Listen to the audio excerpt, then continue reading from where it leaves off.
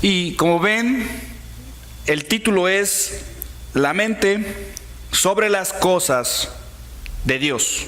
La mente sobre las cosas de Dios. El texto que vamos a estar estudiando es Mateo capítulo 16, del verso 21 al verso 28. Vamos a leerlo y damos inicio. Dice Mateo capítulo 16, verso 21 al verso 28, dice: Desde entonces comenzó Jesús a declarar a sus discípulos que le era necesario ir a Jerusalén y padecer mucho de los ancianos, de los principales sacerdotes y de los escribas, y ser muerto y resucitar al tercer día. Entonces Pedro, tomándolo aparte, comenzó a reconvenirle diciendo: Señor, ten compasión de ti, en ninguna manera esto te acontezca. Pero él, volviéndose, dijo: Pedro, quítate delante de mí, Satanás, me eres tropiezo, porque no pones la mira en las cosas de Dios, sino en las cosas de los hombres.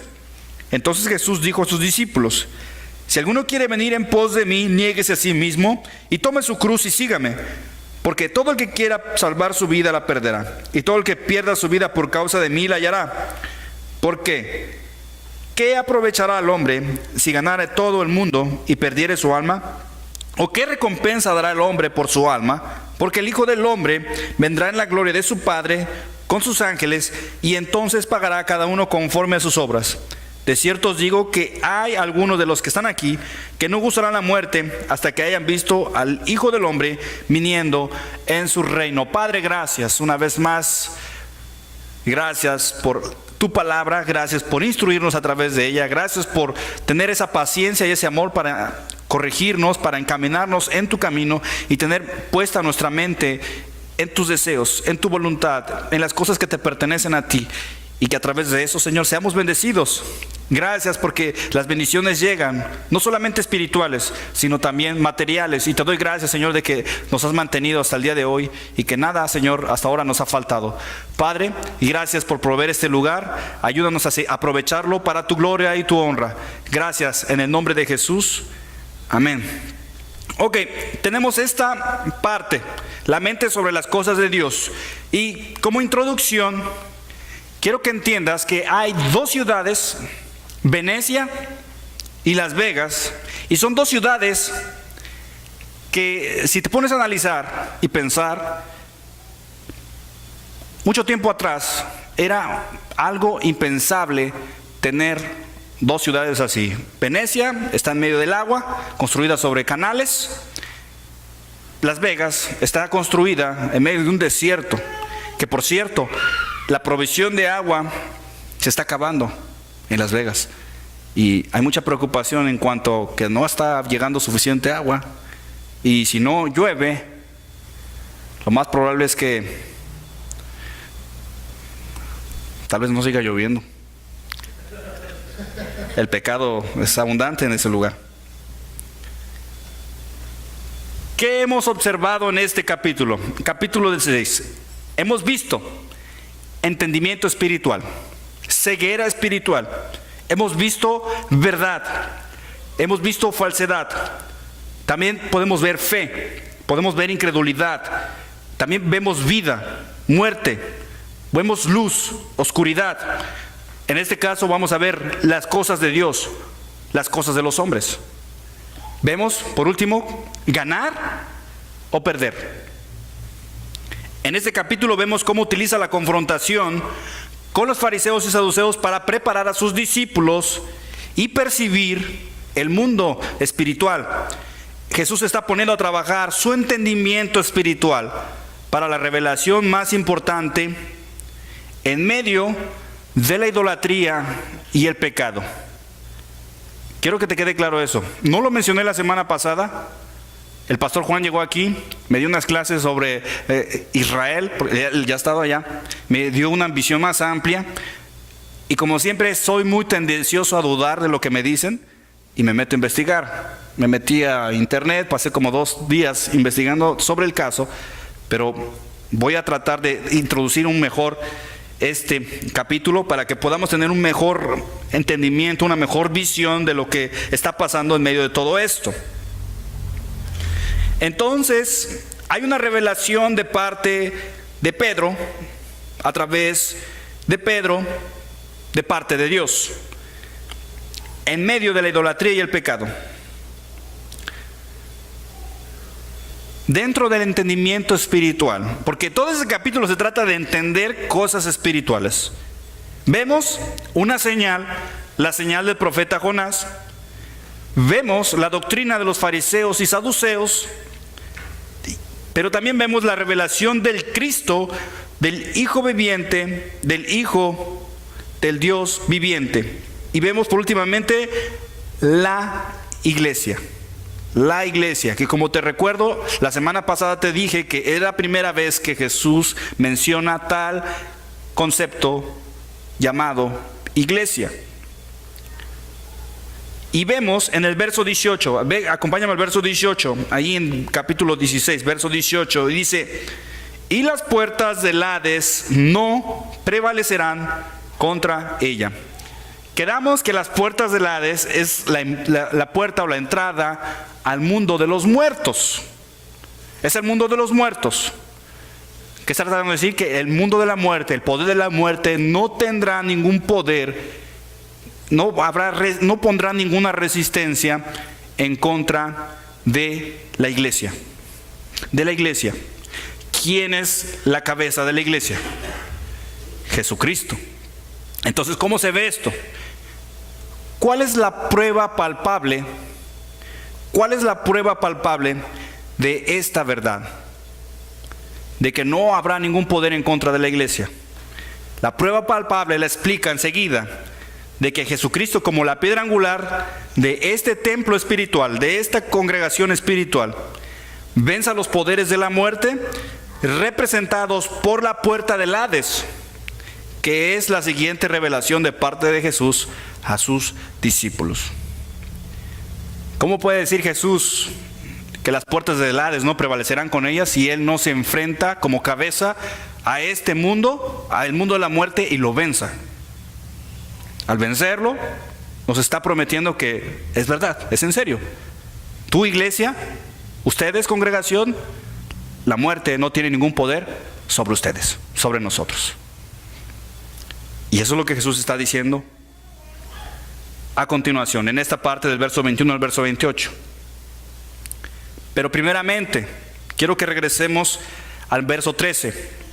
Mateo 16, verso 13, y lee conmigo esas primeras letras. Dice, viniendo Jesús a la región de Cesarea de Filipo. Quedamos que es unas aldeas, Él está en las calles, pero definitivamente, como lo plantea Marcos y Lucas, Jesús llegó en medio de este lugar. Este lugar, Cesarea de Filipo, está ubicada en este monte, el monte Hermón. El templo de Jerusalén estaba edificado sobre una mesa hecha de roca. No es arena ni grava, es una montaña y es roca sólida. Allí estaba el templo de Jerusalén. La ciudad de Cesarea de Filipo era otra roca bien importante. Esta ciudad la construyeron sobre una meseta, sobre una roca. Una roca lo suficientemente grande para poner unos santuarios, unos templos allí. En Israel, todas las iglesias y todos los templos y sinagogas importantes estaban construidas en las cimas de los cerros. Es muy común mirar todo eso, de que templos importantes están sobre cerros, lugares, inclusive si fuiste guadalupano sabrás que la villa estaba construida sobre un cerro.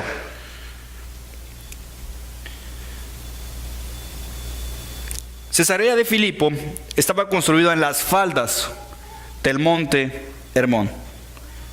Esto se encuentra en Siria, sí, allá donde está ahorita la guerra, allá en Siria. Se le conoce a este monte Hermón como la montaña sagrada y está a 2.814 metros de altura.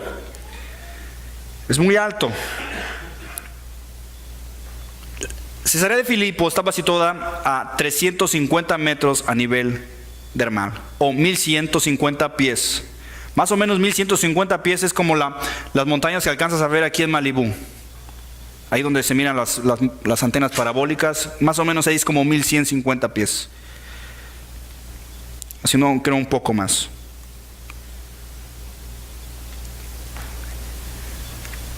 Esta ciudad se funda porque allí había esta gruta. Es una gruta. ¿Conoces las grutas? Es donde son cuevas donde entras y el agua está escurriendo. Ok. Es bien importante ese lugar porque el pueblo de Israel sale de Egipto. Avienta sus 40 años en el desierto, pero llevan consigo los ídolos de Egipto. La Biblia menciona que andaban cargando sus ídolos. Llegan a esta parte, la tierra de Dan, o en donde está la tribu de Dan, y encuentran esta gruta. Y allí establecen a un ídolo llamado Pan. Pan. Con el tiempo empezaron a dedicar a dar sacrificios de niños. Aquí en esta gruta había un manantial, surgía agua. Tú sí te sabes la historia, ¿eh? Surgía agua. La gente trataba de medir qué tan hondo era ese manantial y no le encontraban tope, no le encontraban fondo. Entonces, por eso decían que este lugar era la puerta del Hades, la entrada al mundo de los muertos, donde estaban los reinos espirituales malvados. Allí. Entonces, este dios Pan,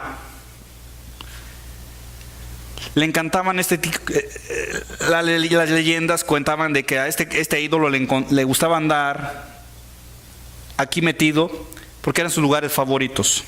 Entonces llegaban con sacrificios de niños, los aventaban a la manantial, porque era un manantial que estaba saliendo agua, bajaba, y se unía al río Jordán. Entonces, si miraban la sangre salir del niño, era que el dios pagano no aceptaba el sacrificio. Pero si no miraban sangre salir, era de que el dios pagano aceptaba el sacrificio. Después lo cambiaron de niños a chivos. A chivos. ¿Por qué chivos? Porque Pan era mitad hombre y de aquí, de la cintura para abajo, tenía patas de chivo. Además, tenía cuernos y orejas de chivo. ¿Recuerdas que te había dicho que hablamos sobre entendimiento espiritual, ceguera espiritual, y estamos hablando de verdad? Y además estamos viendo ahorita ¿qué? Lo falso, la falsedad de este ser. ¿Recuerdas Peter Pan? Las caricaturas de Peter Pan.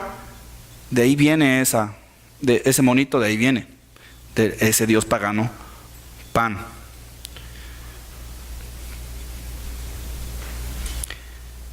Este lugar, Cesarea de Filipo, se llamaba Panias por el rey, por el dios pagano Pan. Pero los árabes no pueden pronunciar la letra P. Entonces, hoy en día este lugar se llama Banias. Banias con B. Pero originalmente se llamaba Panias. Con el tiempo llega efectivamente Filipo, que era un hijo del rey Herodes, del gran rey Herodes, el que trató de matar a los niños. En el capítulo 2 se muere y él hereda parte de su territorio a su hijo, y él reconstruye esta ciudad, la hace aún más popular, la hace aún mejor. Le pone Cesarea en honor al emperador romano César. Creo César Tiberios. Y obviamente le tenía que poner su nombre, Filipo. Cesarea de Filipo. Esta era Las Vegas de hace 2000 años. Ahorita te voy a explicar por qué. Ok. Para entender por qué eran Las Vegas en ese tiempo. Pan era reconocido como un fauno. ¿Has mirado las películas del faunos, o esos animales, verdad? Con patas de chivo y cabeza y cuerpo de hombre y cuernos de chivo o de cordero. Bueno, era conocido como un fauno, pero también era reconocido como el dios de la fertilidad y de la sensualidad masculina. Fertilidad, vida, fértil, de la vida, falsedad, ¿ok? Todo esto es falso. El rey de la vida, de la sensualidad masculina. Entonces, toda la adoración corría alrededor de sexo. Allí había prostitutas. No solamente podías conseguir prostitutas, sino también varones, e inclusive a la bestialidad. ¿Sí entiendes esa palabra de bestialidad? Meterte con animales. Hoy se ve así, pero en ese tiempo era algo así. Aquí está la gruta. Bueno, aquí se ve mejor. Estos eran diferentes templos. A Pan, a Zeus, a su hermano, creo que de Pan. Este era el lugar de diversiones. Era el lugar donde podías ir a la ciudad. Es la ciudad del pecado en ese tiempo. Es la ciudad del pecado en ese tiempo. Y todo tiene que ver, todos camina alrededor de la adoración al dios pagano de la fertilidad, de la sexualidad. Además, decían que este dios era un dios iracundo, un dios enojón, que si lo despertabas cuando se estaba durmiendo echándose un coyotito, una siesta, rompía en ira, y por de ahí es donde viene la palabra pánico, porque se enojaba tanto que espantaba a las ovejas. ¿Por qué a las ovejas? Porque también se era considerado como el dios de los pastores y también era el dios de las ovejas. ¿Qué contraste? Porque Jesús, primeramente, ¿qué confronta? Confronta la idolatría religiosa de su pueblo, la idolatría legalista de su pueblo, la idolatría farisaica y la idolatría de los saduceos. Confronta a su nación, pero también llega a este lugar de perdición. Este es como Tijuana también. Tijuana, Las Vegas. Y llega el Rey de Reyes, el Señor de Señores, el Dios, el Hijo del Dios viviente a este lugar. Y ahora está confrontando al mundo gentil, a la idolatría pagana,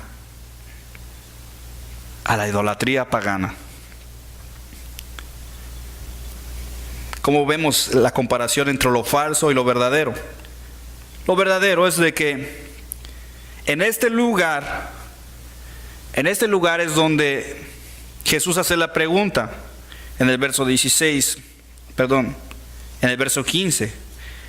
En medio de todo esto, en medio de los sacrificios, en medio de la idolatría, donde esto era como un burdel, en medio de sacrificios paganos, en medio de tanta suciedad y porquería moral, depravación moral, depravación sexual, en medio de todo esto, Jesús dice a sus discípulos: ¿y vosotros quién decís que soy yo?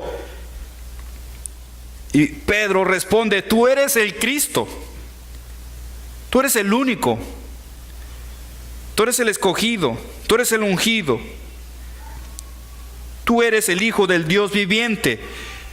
Tú eres el Hijo del Dios viviente. Tú no eres como estas estatuas, tú no eres como estos templos, tú eres alguien vivo.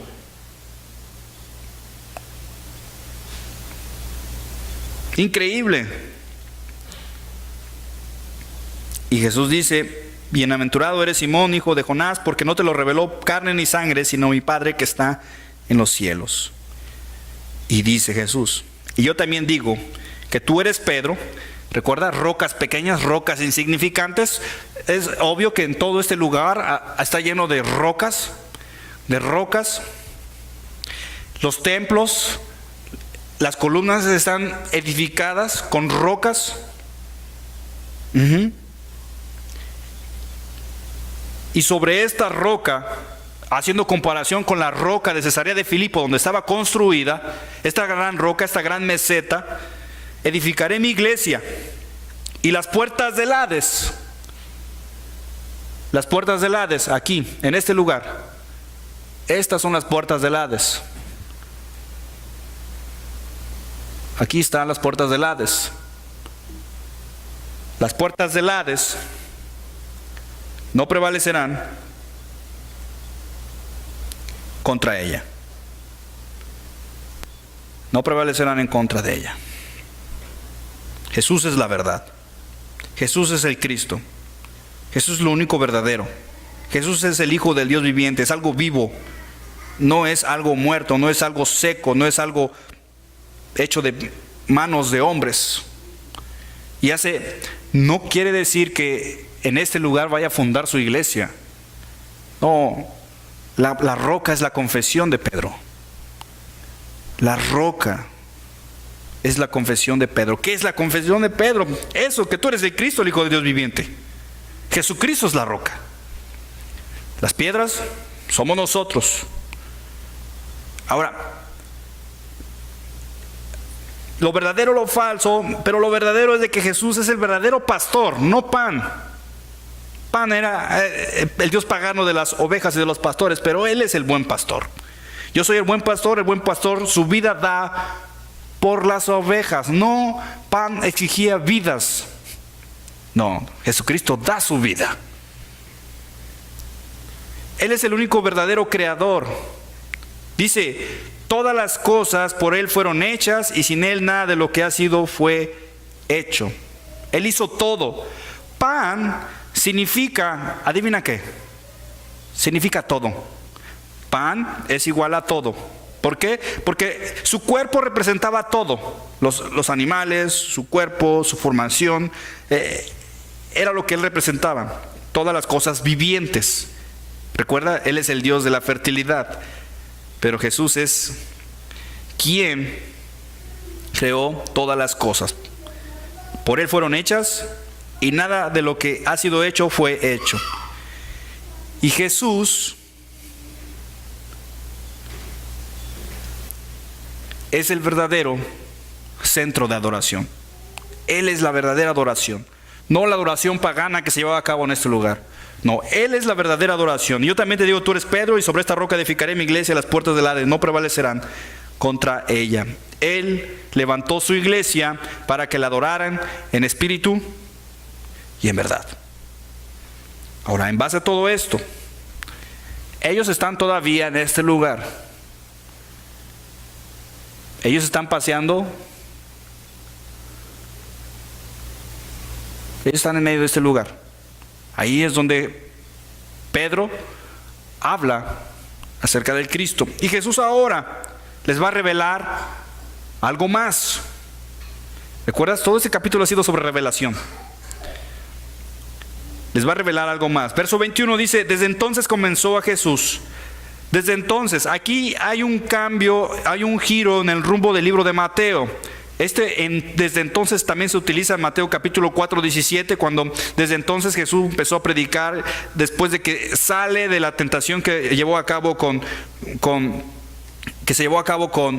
Satanás. Él marca desde entonces. Aquí hay un giro, un cambio de tema. Aquí en este lugar es donde dice, desde entonces comenzó Jesús a declarar a sus discípulos que le era necesario ir a Jerusalén, padecer mucho de los ancianos, de los principales sacerdotes y de los escribas, y ser muerto y resucitar al tercer día. ¿Por qué le era necesario? ¿Por qué le era necesario ir a Jerusalén? Pablo una vez estaba predicando en Grecia. No es en Grecia. Hechos. ¿Quieres ir conmigo? Hechos. Ahorita lo encontramos.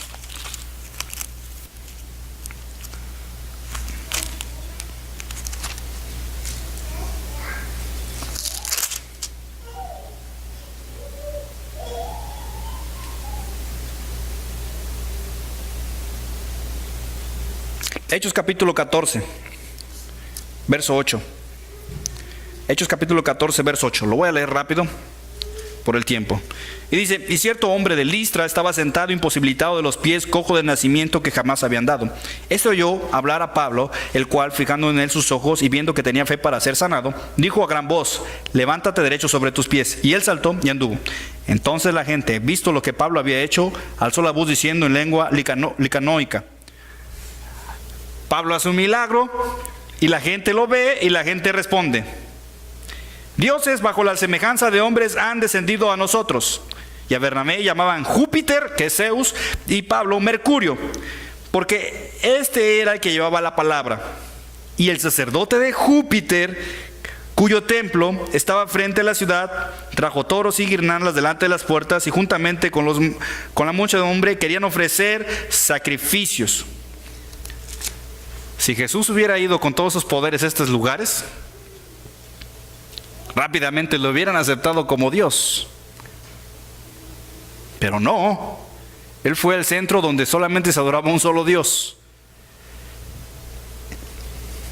Y era necesario ir a Jerusalén. ¿Por qué le era necesario? Porque es nuestra necesidad humana. Como necesidad humana necesitamos un redentor. Es necesario porque es el requisito para la redención. Sin sangre no hay perdón de pecados. Era necesario porque era un mandato divino. Dios ya lo había propuesto así. Era necesario porque era necesario cumplir las profecías relacionadas con el Cristo. ¿Por qué en Jerusalén? Porque Jerusalén es el centro de oración del pueblo de Israel. Jerusalén es la ciudad santa. Jerusalén es donde sale este hombre llamado Melquisedec, este rey de Salem y sacerdote del Dios Altísimo, por primera vez en Génesis capítulo 14, verso 18. También se le conoce a Jerusalén como la ciudad de David. Fue el David coronado como rey de todas las tribus de Israel. Tiene mucha simbología todo esto. También se le conoce como la ciudad del gran rey. Es en Jerusalén también donde Abraham toma a su hijo Isaac y sale a este monte y lo tiene allí, a su hijo, a punto de ser sacrificado, cuando Dios le dice: no, aquí está el sacrificio, le da la oveja. Es en ese mismo monte, esa ciudad de Jerusalén, donde pasó todo esto. Pero Isaías dice de Jerusalén: ¿cómo te has convertido en ramera, oh ciudad fiel? ¿Cómo te has convertido en ramera, oh ciudad fiel? Isaías capítulo 1, verso 21. Este lugar, que aunque estaba todo podrido, no era diferente de Jerusalén. A pesar de que ahí se llevaba todos los sacrificios. Le era importante y necesario ir a Jerusalén, porque es ahí donde se llevaba la verdadera adoración que Dios había establecido a través del sacrificio de un animal inocente por el pecado de la gente, por el pecado de su pueblo. Padecer mucho y ser muerto y resucitar le era necesario porque tenía que cumplir lo que se dice en el Salmo 22, lo que se dice en Isaías capítulo 53 y lo que se dice en Salmo capítulo 16, verso 10. Jesús llevó a sus discípulos a los dos grandes centros de adoración, al centro de adoración religiosa, legalista, y también los llevó al centro de adoración pagana, Cesarea de Filipo. Recuerda, desde ese lugar donde estaban, Jesús empezó a dar a conocer con detenimiento su objetivo de ir a Jerusalén una vez más. Era necesario para Jesús ir a Jerusalén y presentarse como el verdadero Cordero que quita el pecado del mundo. Esa es la explicación por qué le era necesario ir. Efesios capítulo 5, verso 2 dice: y se entregó a sí mismo por nosotros. ¿Quién? Jesús. Y se entregó a sí mismo por nosotros, ofrenda y sacrificio a Dios en olor fragante.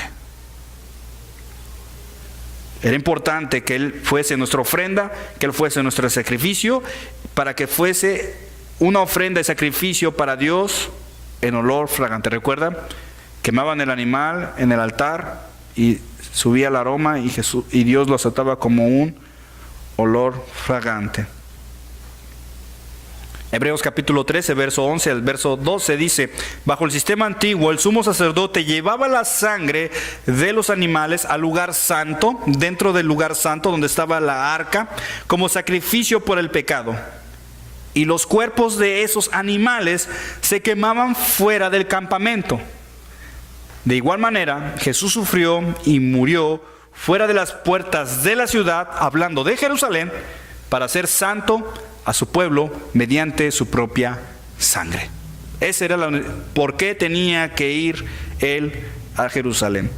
Vemos su revelación en este lugar lleno de idolatría, lleno de paganismo, lleno de inmoralidad sexual. Decía el pastor Juan, esto es como Las Vegas. Podías encontrar todo lo que quisieras allí. No me lo traje, ¿verdad? Pero esas Vegas ya lo estamos trayendo a la palma de nuestras manos. El celular es una buena entrada para encontrar lo que tú quieras. Lo que tú quieras. ¿Sí? Esta cosa ya no se... Satanás ya nos lo trae a la mesa. No necesitamos ir a buscarlo tan lejos, a Las Vegas o a Tijuana. No, ¿ves? Chequeas, buscas, llamas y llega. Ajá. Entonces, ¿hasta dónde está llegando todo esto? Toda esta depravación. Tal vez tú no lo ves, pero tal vez lo viste. O has sido tentado a ir allí, pero recuerda, hasta ahí se fue a parar Jesucristo. Impensable, impensable. Vemos su revelación en un lugar como este, y ahora vemos el reproche. Ya no vemos una confesión por medio del Espíritu de Dios de parte de Pedro. Ahora vamos a ver un reproche, un reclamo de parte de Pedro. Entonces Pedro, verso 22, tomándolo aparte, comenzó a reconvenirle, diciendo: Señor, ten compasión de ti, en ninguna manera esto te acontezca. La Biblia de las Américas lo traduce así, que pienso que es la mejor traducción. Dice: no lo permita Dios, Señor, eso nunca te acontecerá. Pedro empieza a regañar suavemente a Jesús. Lo empieza a reñir y a expresar de una manera como de patrón, como de jefe, y desaprueba a Jesús por lo que está diciendo y lo que está haciendo. Está reprobando su comportamiento mediante todo esto, sus gestos, sus palabras. Ahora, no culpo a Pedro de que él haya respondido de esta manera. Pedro está hablando de una manera grosera. Es como si yo le dijera a mi patrón lo que tiene que hacer. Está hablando con el Cristo, con el Hijo del Dios viviente, y ahora le está diciendo qué hacer. O sea, Pedro en su sabiduría humana trató de corregir al Señor. El Salmo 92, verso 5 dice: cuán grandes son tus obras, oh Jehová, muy profundos son tus pensamientos. En Gálatas capítulo 5, verso 17, la naturaleza pecaminosa desea hacer el mal, que es precisamente lo contrario de lo que quiere el Espíritu. Y el Espíritu nos da deseos que se oponen a lo que desea la naturaleza pecaminosa. Estas dos fuerzas luchan constantemente entre sí. Esto lo dijo Pablo. Sí, Pedro habla por medio de Dios, espiritualmente. Pero ahora no está hablando espiritualmente, ahora está hablando carnalmente. Ahora aquí empezó a trabajar otra cosa. Aquí no está trabajando el músculo espiritual, aquí está trabajando el músculo de la carne, el yo. Pedro ahora actuó de una forma autoritativa y desaprobó lo que Jesús había dicho. Una vez más observamos la falta de entendimiento. Una vez más observamos la falta de entendimiento y visión de parte del vocero de Pedro, de los discípulos. Observamos su ceguera espiritual. Observamos que incredulidad. Observamos que oscuridad. Observamos oscuridad. ¿Recuerdas que no pudieron entender sobre lo de la levadura de los fariseos y los saduceos? Cómo Jesús los guió a entender y a abrir sus ojos al mundo espiritual. ¿Por qué? Porque sus ojos estaban tan cegados como los de los fariseos y los saduceos. Después vemos que hablan por medio del Espíritu cuando dan la gran confesión, pero ahora una vez más vuelve a trabajar la carne en ellos. Y digo en ellos porque recuerda que Pedro es el vocero. Él habla por todos, los 12. Cuando nuestras expectativas, nuestros deseos,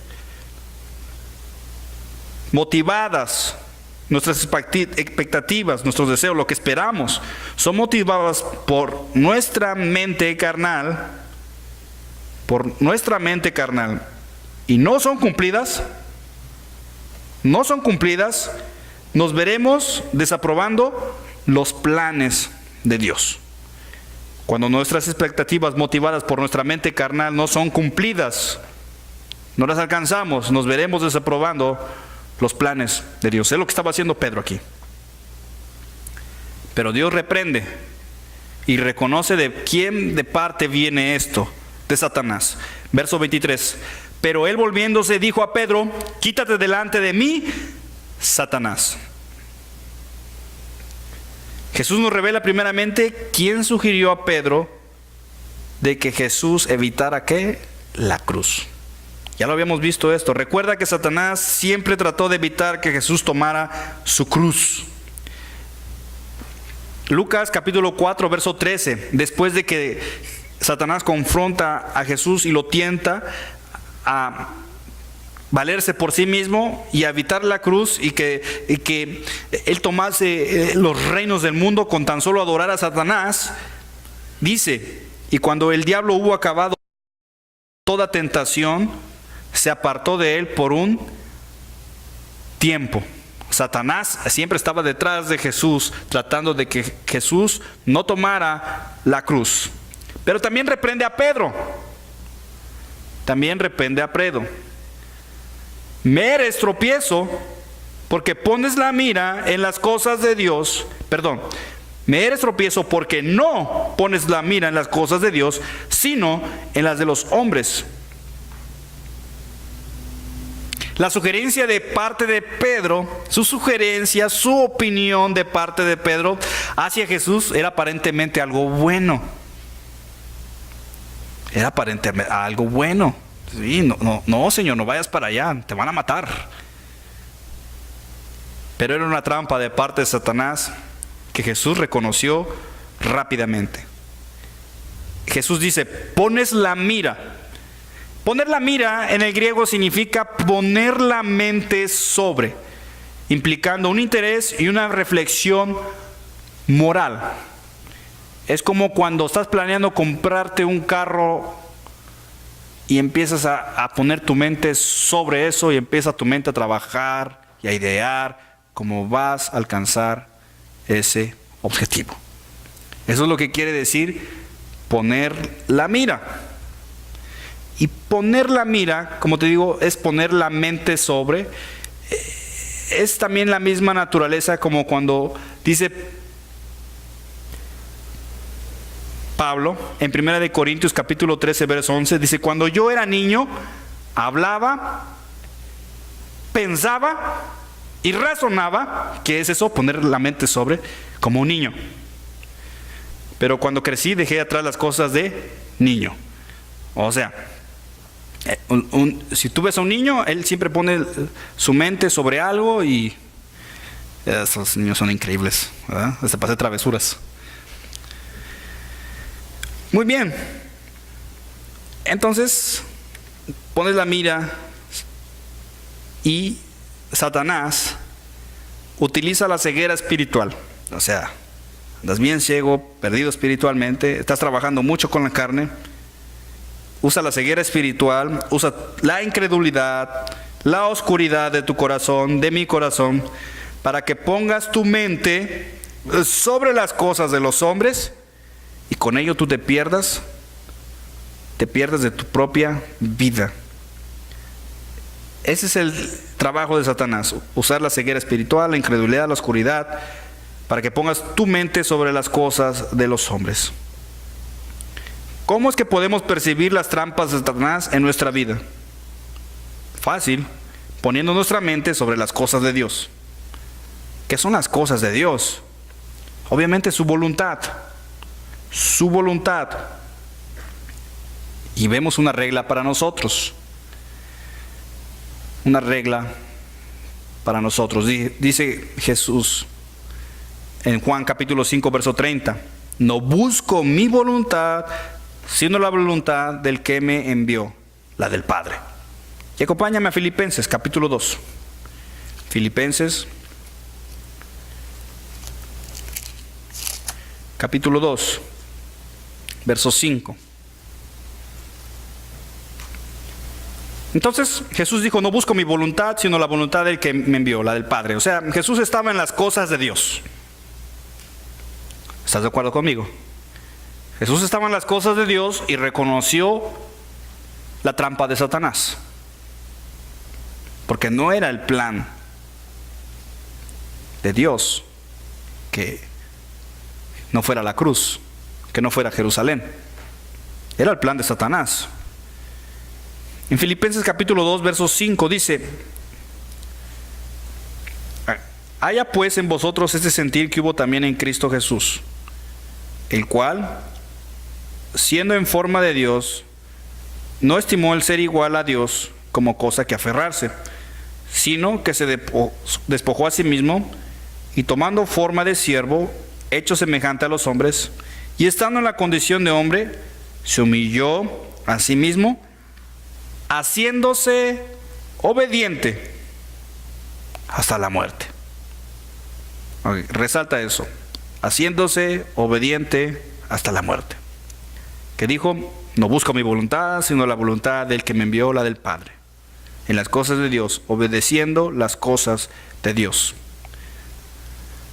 Alguien que hace la voluntad en obediencia de otro es un siervo, es lo que está diciendo Filipenses.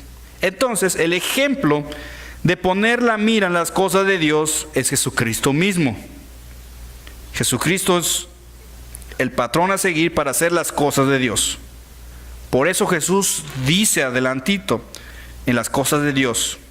Entonces Jesús dijo a sus discípulos, si alguno quiere venir en pos de mí, de Jesús, en pos de mí, venir atrás de Jesús o seguir a Jesús es la voluntad de Dios, porque Jesús cumple la voluntad de Dios y nosotros salir detrás de Jesús cumplimos también la voluntad de Dios, que son las cosas de Dios. Las cosas de los hombres, las cosas de Dios es seguir a Jesús, las cosas de los hombres es uno mismo, es uno mismo. Niéguese a sí mismo. Y tome su cruz y sígame. Que es el mismo principio que describe Pablo en Filipenses. Niéguese a sí mismo. Jesús se negó a sí mismo, el cual siendo en forma de Dios, no estimó al ser igual a Dios como cosa que aferrarse, sino que se despojó a sí mismo. A sí mismo, tomando la forma de siervo, hecho semejante a los hombres, y estando en la condición de hombre, se humilló a sí mismo, haciéndose obediente hasta la muerte, y muerte de cruz. Dios nunca te va a pedir que hagas algo que Él no haya hecho. Entonces, Jesús te dice, pon tu mente sobre las cosas de Dios, que es Jesús, soy yo. Y niégate a ti mismo, que son las cosas de los hombres. Bueno, ¿y qué no tengo que trabajar? ¿O no tengo que comer? Bueno, no necesito un carro para ir a trabajar. Claro, sí, pero todas las cosas, porque de Él y por Él son todas las cosas, a Él sea la gloria por los siglos de los siglos. Amén. Cuando tú pones tu mirada en las cosas de Dios, tus cosas, tus preocupaciones van a servir para la gloria de Dios. Para la gloria de Dios, no para tu gloria. Bueno, ahorita voy a terminar con algo así. Dice Jesús, porque todo el que quiera salvar su vida la perderá, y todo el que pierde su vida por causa de mí la hallará. Porque ¿qué aprovechará el hombre si ganare todo el mundo y perdiere su alma? ¿O qué recompensa dará el hombre por su alma? Porque el Hijo del Hombre vendrá en la gloria de su Padre con sus ángeles, y entonces pagará a cada uno conforme a sus obras. De cierto os digo que hay algunos de los que están aquí que no gustarán la muerte hasta que haya visto el Hijo del Hombre viniendo en su reino. Nos habla sobre ganar, sobre perder. Y por último nos habla de los que están aquí, hablando de sus discípulos, no gustarán la muerte hasta que hayan visto al Hijo del Hombre viniendo en su reino. Ninguno de ellos miraron eso, sino en el monte de la transfiguración, que es lo que sigue en Mateo capítulo 17. Jesús se lleva a 3 de ellos a caminar fuera de Cesarea de Filipo por este monte, en el monte Hermón, y ahí se transfigura y ven a Jesús en toda su gloria. ¿Quién lo ve? Pedro, Juan y Jacobo. Y estaban ahí todos asustados y quieren poner unas casitas para Elías y Moisés. Pero eso es lo que nos está hablando aquí, de que no gustarán la muerte, no morirán hasta que hayan visto al Hijo del Hombre viniendo en su reino. Ahora, Jesucristo ya está sentado en su trono. Jesús está en su trono. ¿Dónde estás tú? ¿Dónde estoy yo? ¿En las cosas de Dios o en las cosas de los hombres? ¿Tu mente está sobre las cosas de Dios o la de los hombres? ¿Sigues o seguimos a Jesús? ¿O nos seguimos o te sigues a ti mismo? Dios aún va a recibir su gloria, no importando dónde estés tú o dónde esté yo. ¿Estás de acuerdo? Dios va a recibir su gloria no importando dónde estemos. Nosotros decidimos perder o decidimos ganar. La idea de 2 ciudades que se encuentran en lugares inesperados. La idea de que un grupo de personas santas surjan de en medio de la idolatría y del pecado. La idea de que en la humillación hay exaltación. La idea de que Jesús sufrió la muerte y resucitó. Son ideas impensables, pero pasaron. Cuando veo a Dios levantarse en su trono y destruir el imperio de la muerte, a Jesús en la cruz, solo puedo decidir hacer una cosa, y esa es seguir a Jesús. ¿Qué decides tú? ¿Qué decides tú? Jesús los lleva, los aparta, los lleva a este lugar horrible, en un sentido moral y espiritual, para hacer la más grande revelación acerca de Él y su iglesia. Después les anuncia su muerte, y una vez empieza a trabajar la carne, y evitan que eso pase. Y Jesús dice, bueno, ¿ves todo esto?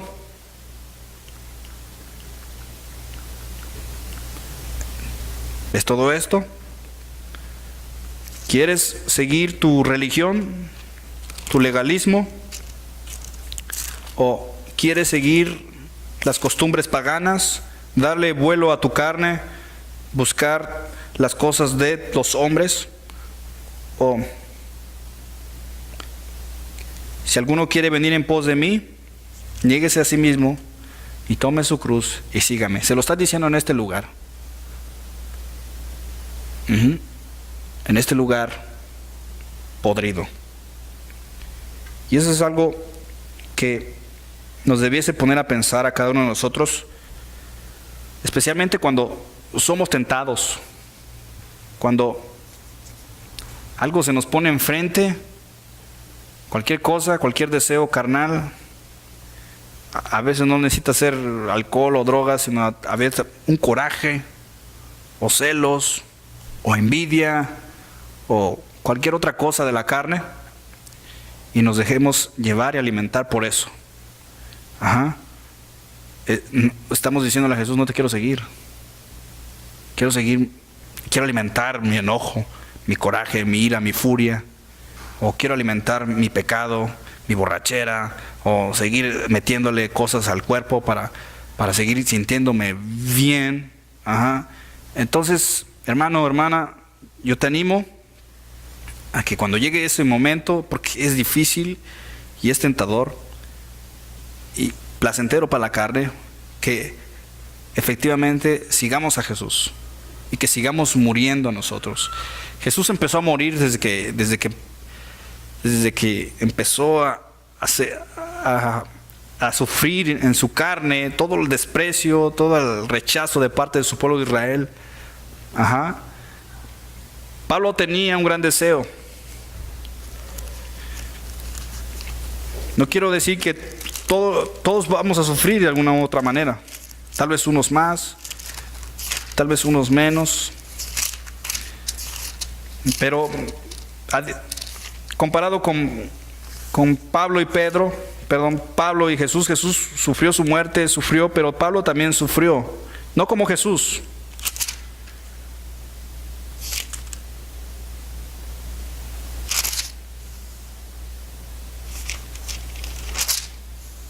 Pablo está hablando con Agripa. Y Agripa